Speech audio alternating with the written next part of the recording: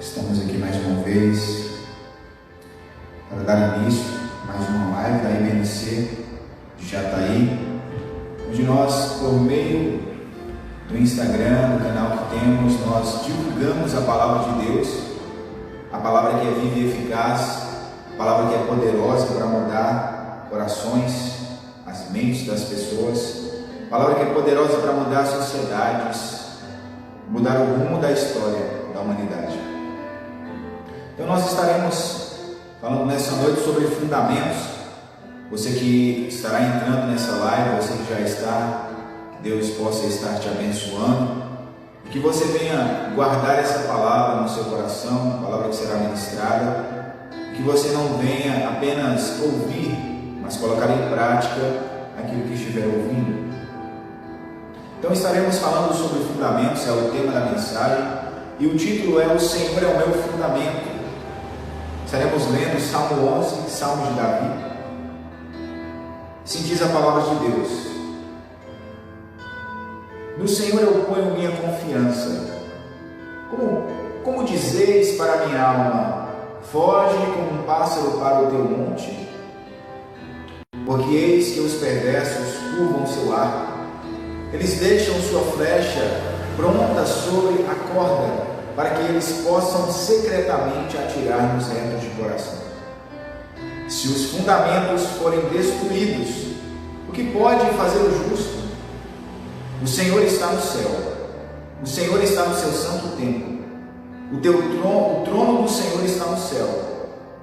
Os seus olhos contemplam, e as suas pálpebras provam os filhos dos homens.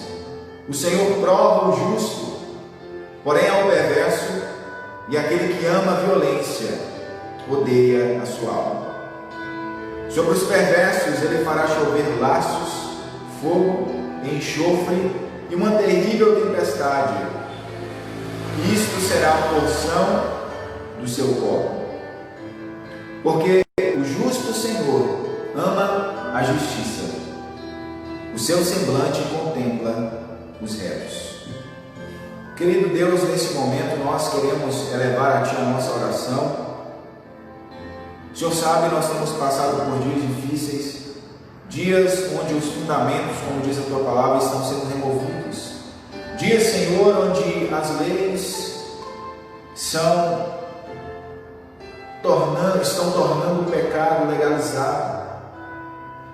Estamos vivendo dias, Senhor, onde buscar a Sua presença é algo antiquado. Estamos vivendo dias, Senhor, onde fazer aquilo que é honesto e certo é motivo de zombaria na sociedade. Meu Deus, em nome de Jesus, que o Senhor possa, assim como diz a Tua palavra, nos levantar em meio a essa geração, que verdadeiramente nós sejamos luz, que nós sejamos sal, que possamos fazer a diferença no contexto social, onde quer que estejamos inseridos. Meu Deus, em nome de Jesus, aviva a Tua obra, Senhor. No decorrer dos anos, torna manifesta. Ó Senhor, na ira, lembra-te da misericórdia. Foram as palavras do Teu servo Abacuque. O Teu servo Abacuque também orou, Pai, dizendo: ainda que a figueira não floresça, ainda que a videira não dê o seu fruto, ainda que falte alimento nos campos, ainda assim eu me alegrarei no Senhor, eu exultarei no Deus da minha salvação. Amém, Senhor. Fala conosco através da Sua palavra, em nome de Jesus. Amém.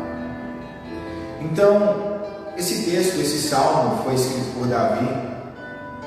Davi foi um rei de Israel, um guerreiro, mas também a Bíblia vai chamar Davi de um homem segundo o coração de Deus.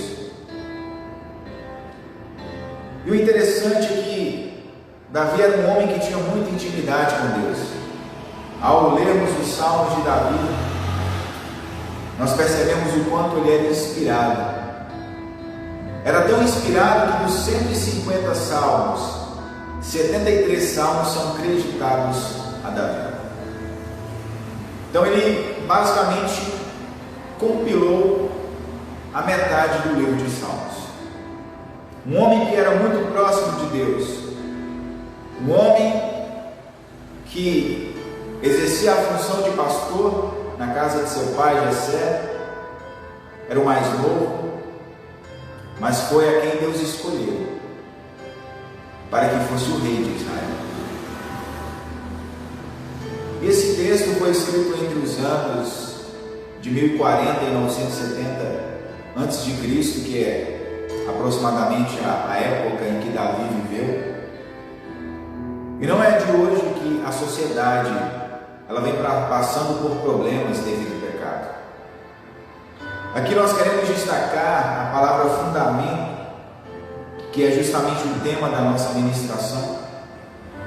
E a palavra fundamento, a raiz etimológica dela no latim é fundamento. Fundamento, e significa base, alicerce. No hebraico é shatar. E tem um sentido no contexto que essa palavra foi usada aqui. No original ela tem um sentido de base da sociedade. Então o fundamento, ele é uma estrutura, ou melhor, a base de uma estrutura.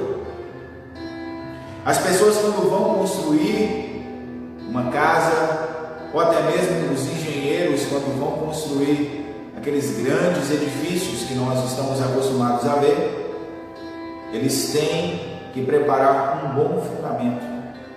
Eles têm que fazer uma ótima base para que suporte toda aquela estrutura.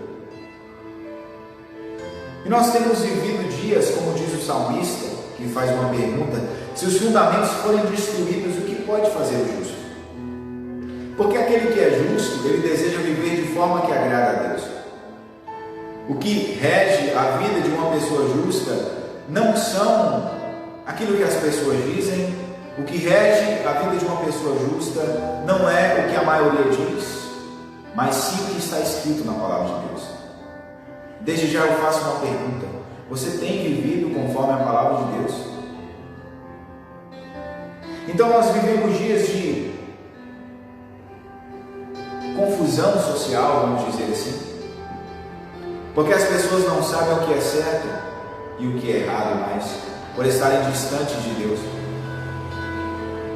Essa sociedade atual pode ser chamada de uma sociedade volúvel, porque é uma sociedade que se permite mudar rapidamente. Pode ser considerada também a sociedade dos descartáveis, onde pessoas e produtos são utilizados. A sociedade onde as pessoas são coisificadas e as coisas são personalizadas. A sociedade onde vem a mesma sociedade que passou pela Revolução Industrial, a mesma sociedade que passou pela Revolução Tecnológica, é a mesma sociedade que está passando pela Revolução Social. Uma sociedade onde ser fundamentado na palavra de Deus é antiquado, é arcaico.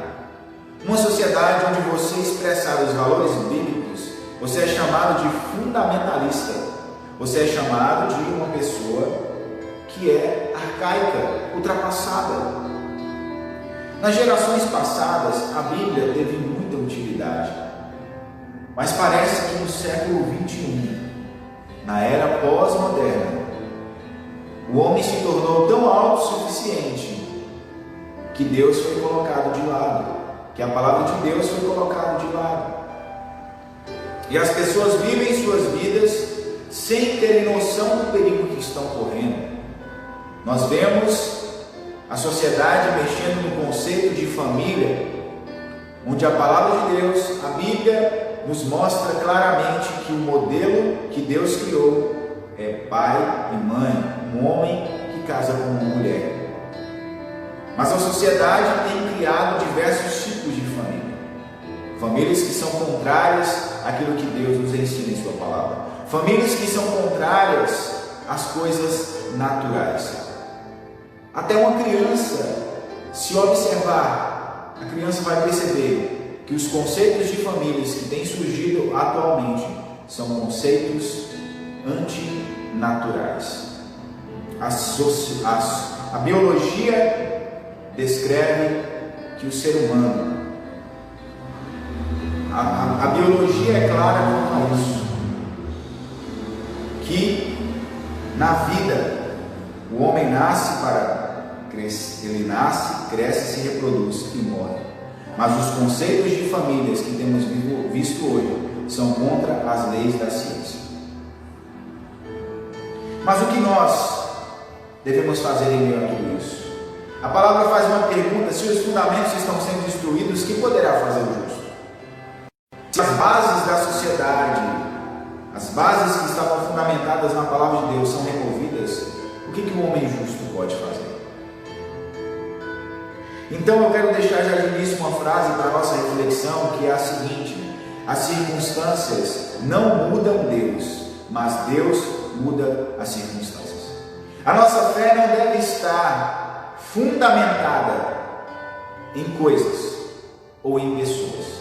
A nossa fé deve estar fundamentada em Deus e em Sua palavra. Porque o salmista diz no versículo 1: no Senhor eu ponho a minha confiança. Como dizeis para minha alma, foge como um pássaro para o monte. E aqui eu faço uma pergunta: em que você tem confiado? Sobre qual alicerce, sobre qual fundamento você tem edificado a sua vida? A Bíblia nos diz a respeito de Cristo Jesus que Ele é a pedra fundamental que foi rejeitada pelos seres humanos, mas que foi aprovada por Deus. A Bíblia nos fala que Jesus é a rocha. O próprio Jesus mesmo diz em Mateus 16, 18, sobre esta pedra, sobre esta rocha, edificarei a minha igreja, e as portas do inferno não prevalecerão contra ela. Sobre o que você tem edificado a sua vida? Nós vemos Jesus também citar a parábola de dois homens, um homem prudente e o outro insensato. Isso está no final do Sermão da Montanha, no capítulo 7 de Mateus. Os versículos finais do capítulo 7 de Mateus, nós vamos ver Jesus citar ali dois tipos de pessoas que estavam construindo a sua vida sobre dois alicerces. Um estava construindo a sua vida sobre a rocha e o outro estava construindo a sua vida sobre a areia. Os dois alicerces são alicerces eternos. Existem pessoas que estão construindo a sua eternidade em areia, mas existem pessoas que estão construindo a sua eternidade na rocha, que é Cristo Jesus. E o interessante é que Jesus vai dizer nessa parábola, falando sobre fundamentos, que vieram os ventos, as chuvas, combateram contra aquela casa com toda a força. A casa que o homem prudente edificou, a casa não caiu. Mas a chuva veio também, as circunstâncias vieram contra a casa que estava sobre a areia e a casa caiu. Onde você está edificando a sua eternidade?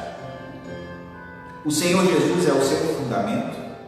Então eu quero aqui deixar 4 passos, deixar aqui 4 características, mostrando para você. A Bíblia nos mostra os benefícios, o quão importante é de eu e você edificarmos a nossa vida na presença de Deus. O primeiro ponto que eu quero tratar aqui é por que nós devemos construir a nossa vida em Deus. O primeiro ponto é porque o Senhor está no seu santo templo. Isso está no versículo 4, parte A.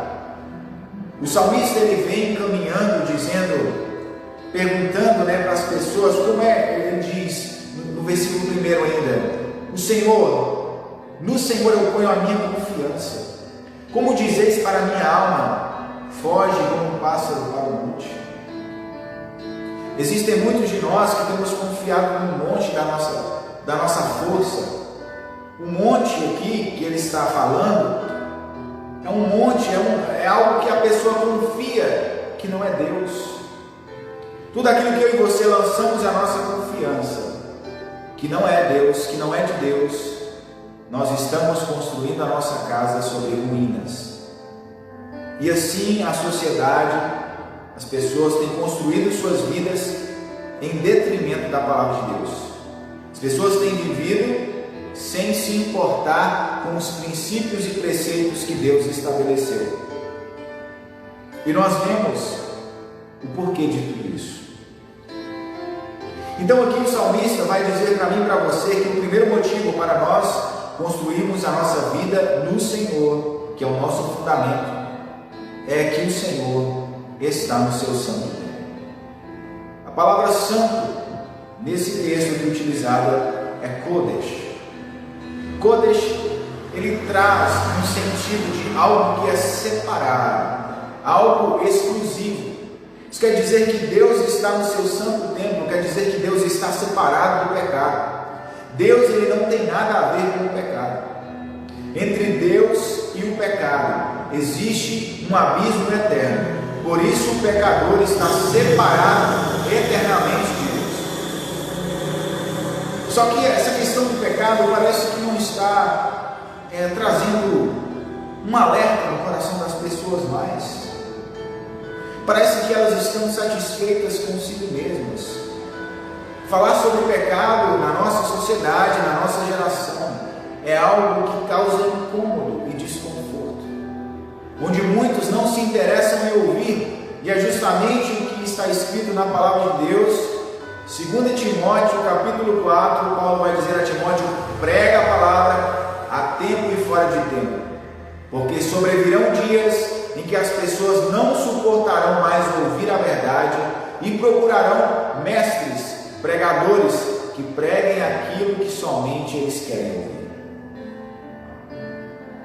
Então é o que as pessoas estão fazendo.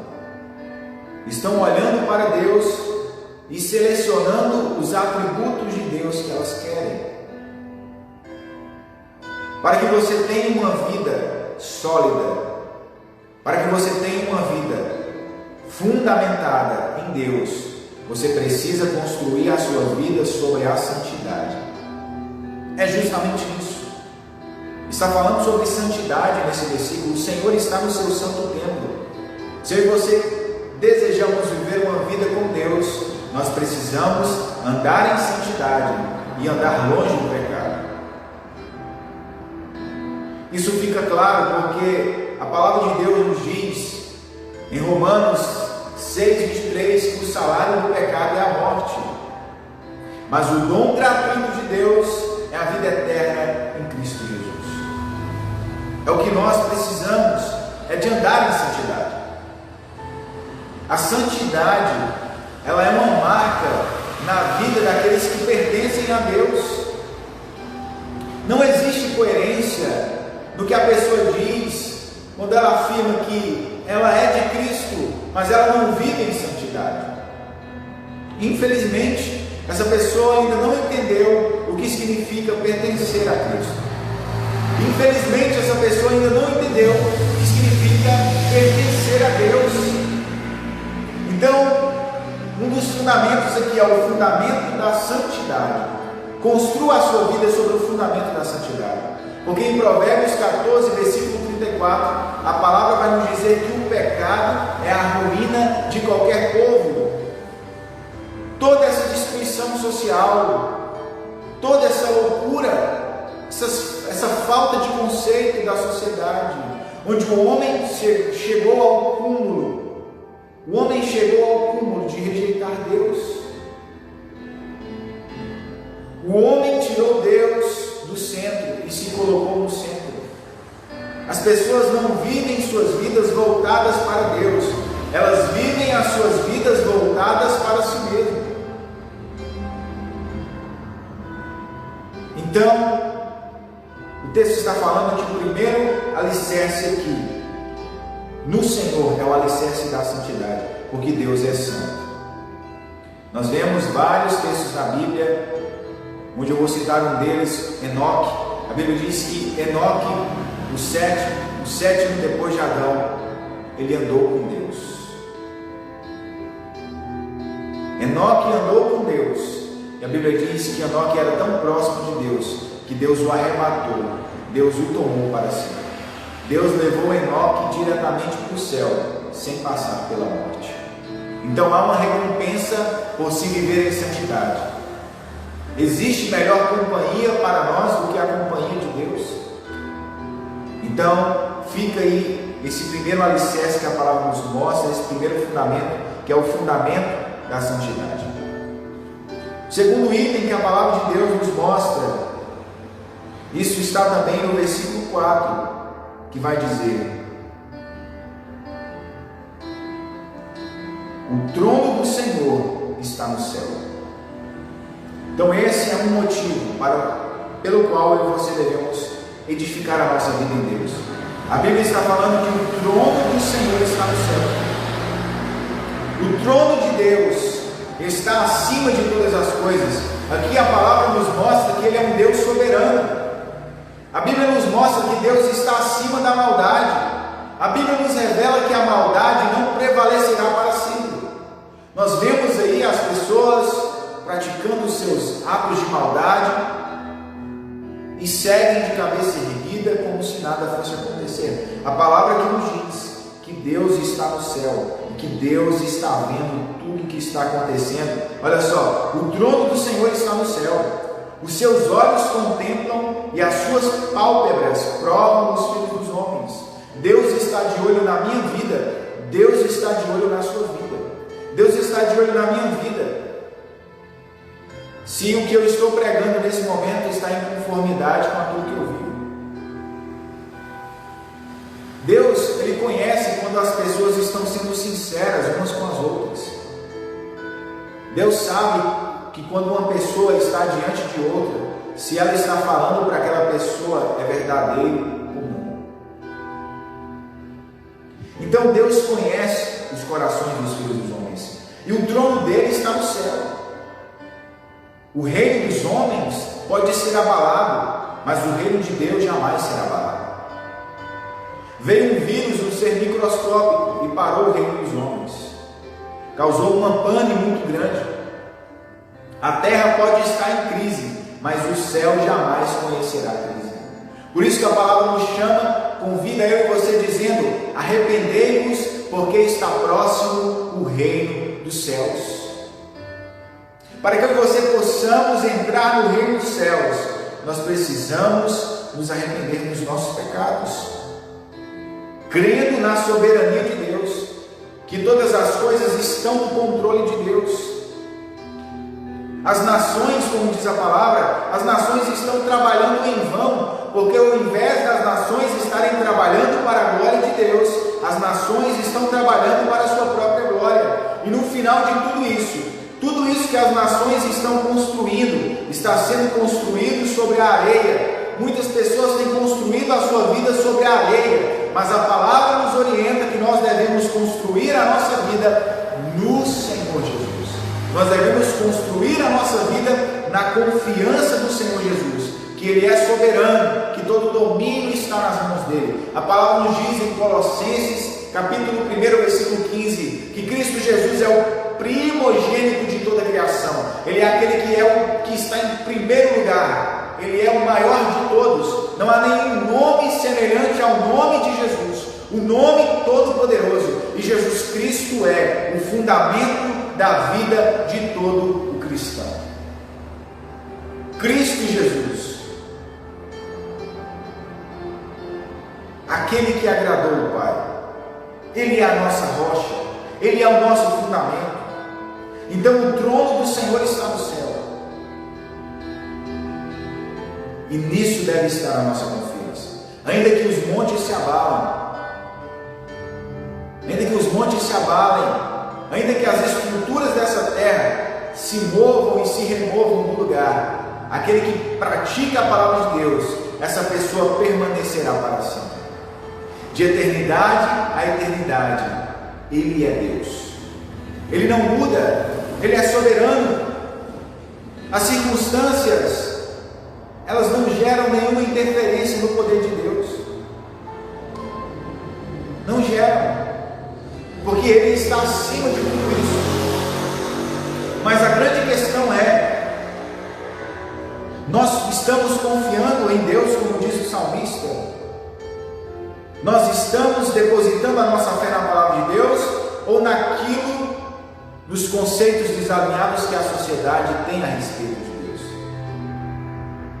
Nós preferimos dar mais honra a Deus, ou tem pregado. Então esse foi o segundo motivo pelo qual nós devemos construir a nossa vida em Deus. O Senhor está no céu, Ele é soberano. O primeiro motivo é: o Senhor está no seu santo templo, Ele é santo, Ele é separado do pecado. O segundo motivo é que o Senhor tem o seu trono nos céus, Ele é soberano sobre tudo e sobre todos. E o terceiro motivo é que o Senhor é justo, que o Senhor prova o justo, aliás. O segundo motivo é: o Senhor prova o justo. No versículo 5 a palavra vai dizer: o Senhor prova o justo, porém ao perverso e àquele que ama a violência, o Senhor odeia a sua alma. Deus prova as pessoas retas. Por que Deus prova o homem? A palavra nos diz em Jeremias capítulo 17 que enganoso é o coração do ser humano, mais corrupto do que todas as coisas. Quem o corrigirá? O Senhor diz: eu, o Senhor, esquadrinho os corações e provo as mentes para dar a cada um a recompensa das suas ações. Deus sabe quando eu e você nos aproximamos dele com motivações erradas. Deus sabe. Muitas pessoas se aproximaram de Deus na sua vida não porque elas queriam Deus, mas porque elas queriam as bênçãos de Deus. E por isso, depois que receberam a bênção, nunca mais buscaram o Senhor.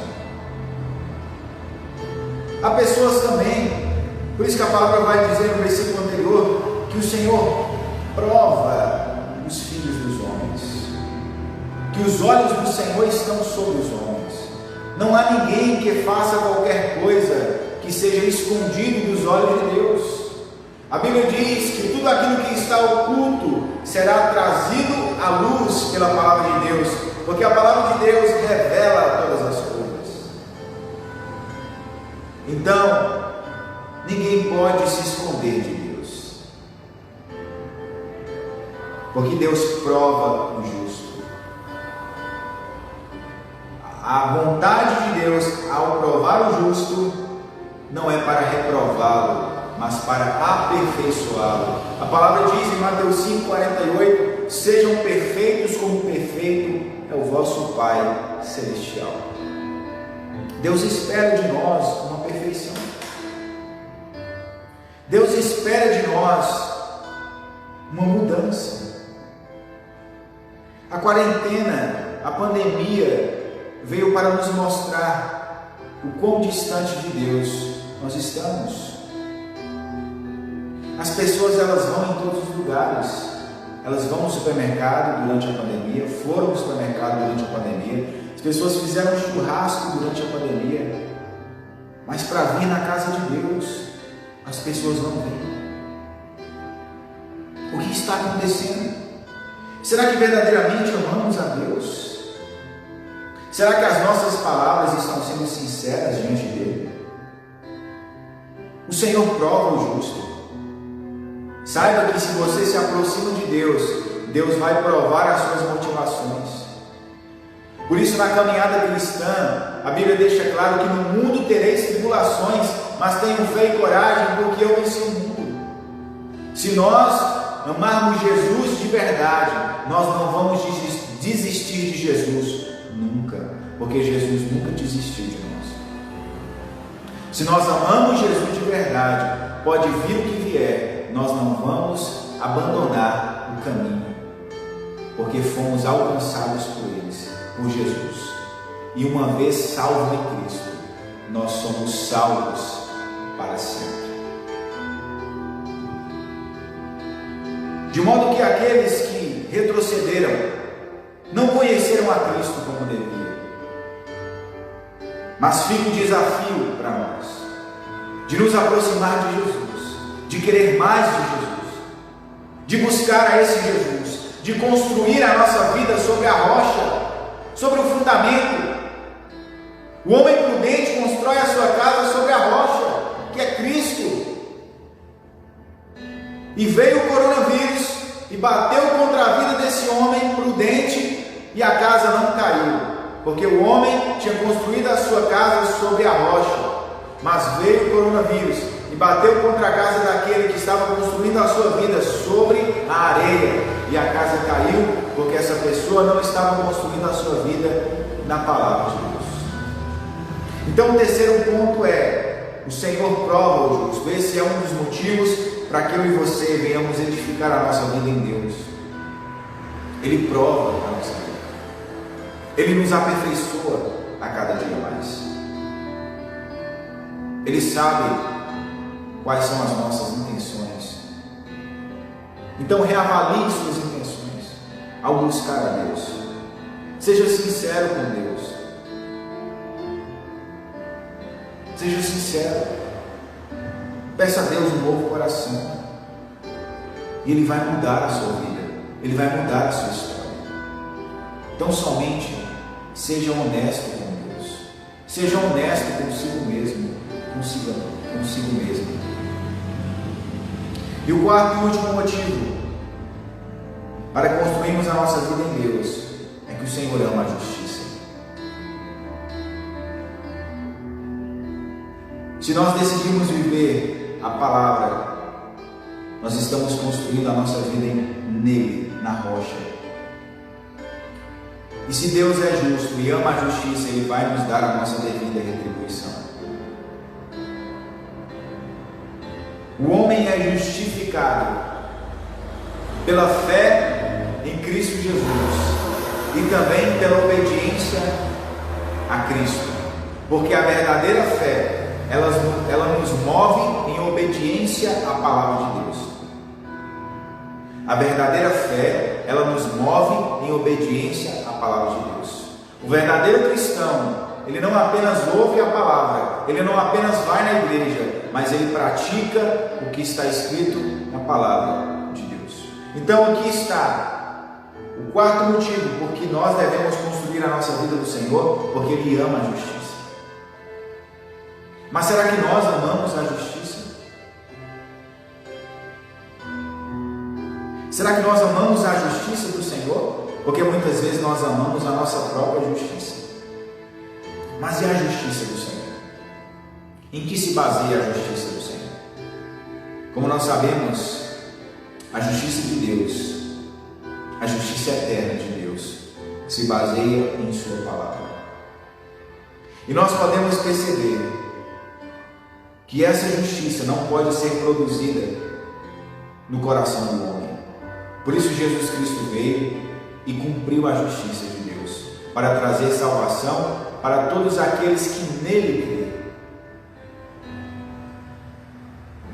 Eu volto a citar o texto onde a Bíblia diz que os edificadores rejeitaram a Jesus.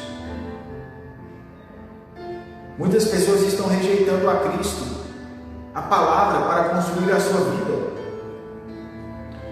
Mas a Bíblia diz que o Senhor, Ele é justo e Ele ama a justiça.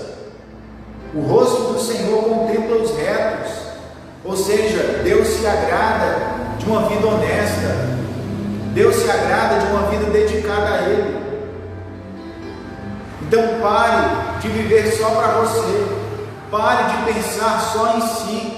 Pense no reino de Deus. Coloca Deus em primeiro lugar na sua vida. Coloca Jesus em primeiro lugar na sua vida. Se Jesus é importante para você, Ele tem que estar em primeiro lugar. Ele não pode estar em segundo lugar. Jesus não pode estar em terceiro lugar ou em quarto lugar. Porque para fazer uma casa, antes de tudo, você não começa pelo telhado. Você não começa fazendo uma casa pela parede. Você começa fazendo uma casa pelo alicerce. A primeira parte de uma casa é o alicerce. Então a primeira parte da nossa vida tem que ser Jesus. Então se você precisa de Cristo, busque a Ele de todo o seu coração, e você irá encontrar, e você vai descobrir que Ele é o maior tesouro que qualquer pessoa pode ter. Nada na criação se compara à beleza do Filho de Deus, o mistério de Deus que estava oculto desde a eternidade, e que na plenitude dos tempos Ele revelou a nós. Jesus é o mais belo de todos, Ele é incomparável, Ele carrega dentro de si a plenitude da divindade, de modo que se nós queremos conhecer a Deus, o Pai, nós temos que conhecer Jesus. Jesus é o maior de todos. Jesus é o maior tesouro que qualquer ser humano pode ter. A alegria que Cristo traz para a vida do ser humano é inexplicável. A paz de Cristo é inexplicável. A paz de Cristo não depende das circunstâncias, porque aquele que está firmado em Cristo não se abala. Nós vemos a terra sendo abalada por terremotos, nós vemos a sociedade sendo abalada por fenômenos sociais, mas Jesus não é abalado, a palavra de Deus não é abalada, porque está escrito: passarão os céus e a terra, mas a palavra de Deus permanece para sempre. Então edifique a sua vida sobre Jesus. Pare de se preocupar com as coisas passageiras dessa vida. Pare de perder tempo com as coisas que te afastam de Jesus. E se aproxime dele. E deseje ele. Não apenas se aproxime, mas queira se aproximar dele. Procure Cristo e você achará a paz que a sua alma precisa. Procure Cristo e você encontrará o descanso que você precisa. Apesar das tribulações que virão, porque a palavra diz que convém que passemos por muitas tribulações para entrarmos no reino de Deus. Convém passarmos por muitas dificuldades. O justo é provado. Nós vimos aqui, Deus prova o justo, porque Deus faz a questão de ver o seu caráter no justo. Quem molda o caráter do justo não são as circunstâncias que ele passa. Quem molda o caráter do justo são as mãos de Deus. Porque existem pessoas que passam pelas mesmas dificuldades. Umas têm uma reação, outras têm outra reação. Na pandemia, muitos se afastaram de Deus, mas também na pandemia, muitos se aproximaram de Deus. Aí está a diferença daqueles que amam o Senhor. Daqueles que, independente da circunstância, se aproximam dele, porque o amam e tem ele como o maior tesouro que qualquer pessoa pode ter. O apóstolo Paulo vai dizer que ele tratou todas as coisas como refúgio, como esterco por causa de Cristo. Paulo disse que rejeitou tudo o que ele tinha de título. Paulo rejeitou todo o seu status para ter Cristo Jesus. Aquelas pessoas, elas deixaram tudo por Cristo. Ora, que tesouro é esse que está acima de todas as coisas, que está acima de nossa compreensão? Mas somente aqueles que têm as suas mentes iluminadas e o seu coração transformado reconhecem o valor que Jesus tem. A palavra nos diz em 2 Coríntios 4:4, nos quais o Deus desse século cegou o entendimento dos incrédulos, para que não lhes resplandeça a luz do Evangelho de Deus, a face de Cristo. Muitos não enxergam a Cristo porque estão cegos. Estão usando o óculos do humanismo, estão usando o óculos do egoísmo, estão usando o óculos dos seus achismos. A partir do momento que nós abrirmos mão dos nossos conceitos errados e aceitarmos com mansidão a palavra de Deus em nosso coração, nós seremos transformados. Então eu apresentei aqui para você, a palavra nos apresentou 4 motivos que nós temos para construir a nossa vida no Senhor. Nós vimos que as circunstâncias não mudam Deus, mas Ele muda as circunstâncias. Nós vimos que o primeiro fundamento é que Ele está no seu santo templo. Deus está no seu santo templo. Deus está separado do pecado. A Bíblia diz em Hebreus 12:14: sigam a paz com todos e a santificação, sem a qual ninguém verá Deus. Então não baseie a sua vida nos conceitos que são contra a palavra de Deus. Baseie a sua vida na palavra de Deus. Se o que A ou B diz estiver desalinhado com o que as Escrituras falam, rejeite isso. Se apegue à palavra de Deus de todo o seu coração, e você não será envergonhado, e você não será envergonhado.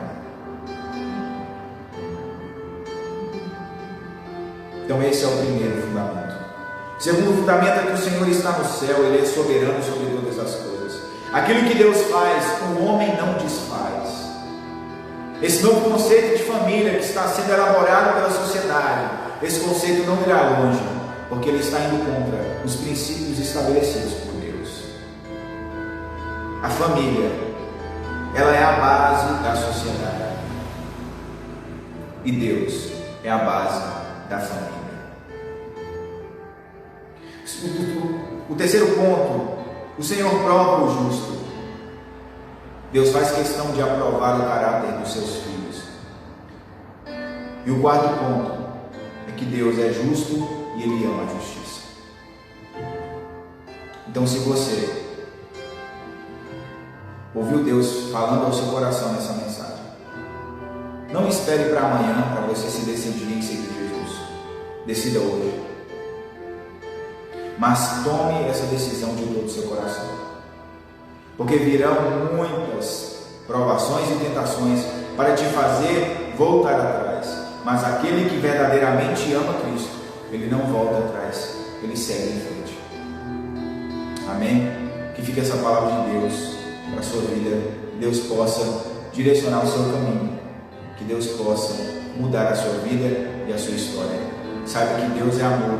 Saiba que Deus ama cada um de vocês. Então, abra o coração para Deus e você vai ver que é a vontade dele que tem que ser feita e não a nossa vontade. Então, que Jesus abençoe você. Fica com Deus. Até a próxima. Deus abençoe.